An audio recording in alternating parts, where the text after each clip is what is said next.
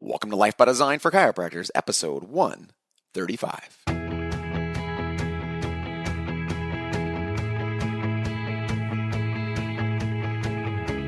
Welcome to Life by Design, the podcast for chiropractors. Here's your host, Dr. Jamie Richards.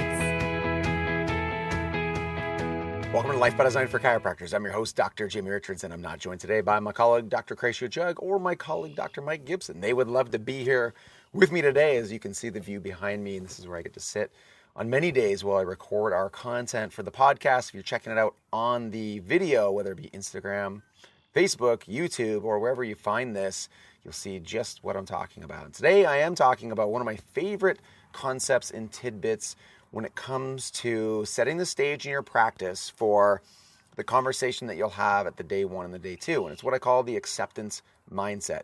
It completely changed the way I approach my practice, and it has for many, many clients that we've worked with. And I want to share for you really the basic framework of this today. And I hope you'll take that and start to implement this as soon as possible. And I know it'll make a massive difference in your practice. Now, what does acceptance mindset mean? Let me give you a bit of a backstory. Like many people listening to this podcast and watching this video, it's likely that you've struggled with people coming into your practice, having what you would assume is a great conversation on day one, even day two, and them not being ready to accept your recommendation or to follow what you would call, or what at least I would hope we would start calling, our requirements for starting care.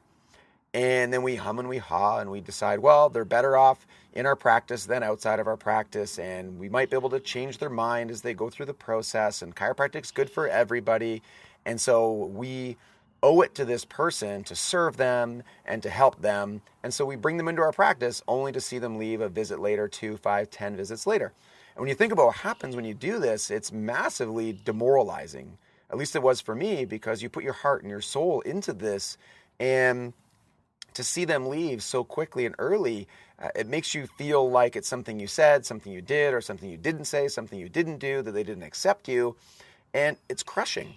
And I did that for years and years and years. And what it did is it led me to try and find the next thing and the next thing and the next way to communicate, and the new tactic and, the new gimmick to get them to say yes and to keep saying yes. When really all along, I just needed to hit the point, like many people do, in our practices even, hit a point where there was a crisis. And the crisis for me was a moral crisis, one where it was just no longer acceptable for me to start care with somebody feeling that they were not going to follow through. And I wanted to be able to put my heart and my soul into every practice, in every practice member. And I wanted to be able to know that I had a period of time to start the process, to deliver a clinical procedure, aka the correction or adjustment, and to be able to retest this person and to have a new conversation about, what to do next, or to not continue on.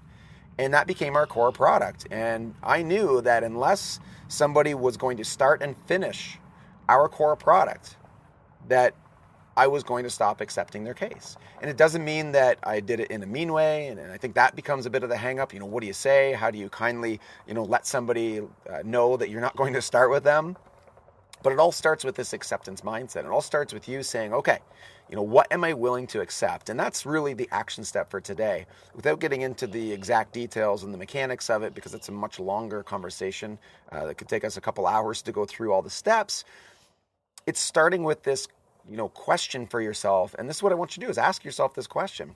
What is my minimum viable product? What do I feel confident in terms of delivering to somebody, knowing that they are going to get an adequate result? And I'm not talking about subjective results, but from an objective standpoint, whether you're measuring EMG or thermography or structural deviation, whatever your assessment process is, what's your minimum viable product?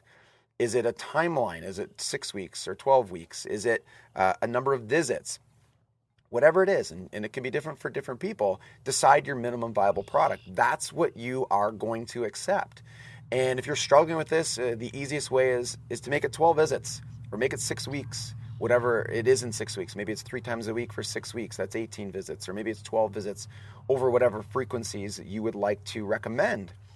That's your minimum viable product, and only accept cases in people who are willing to go through the minimum viable product. And there's a narrative that we'll need to create around this, and conversations and communication that needs to happen. But it all starts with you, and it starts with you deciding, what am I willing to accept? And when you start to change that and you start to frame up the conversation about here's what's required for us to accept your case, almost in an instant, everything changes.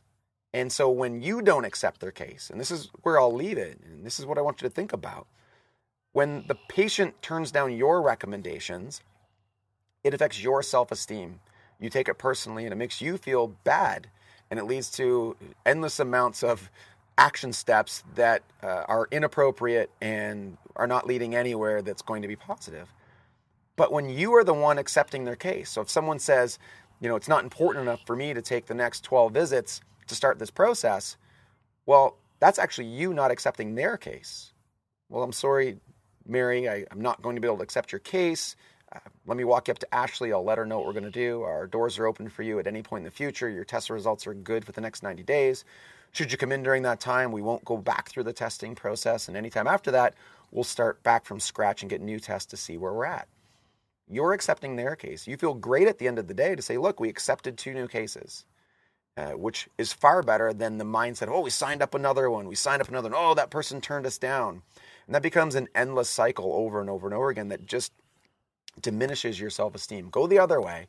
Figure out your minimum viable product, make that what you're willing to accept, and make a commitment to do that for the next 3 months, for the next 90 days, and then tell us what happens. And I know, and I'm certain, it'll be an absolute game changer for you. In fact, not only change your practice, but it could change your life. I know that because it did for me. Guys, thank you for listening to Life by Design for Chiropractors, the voice of reason in chiropractic.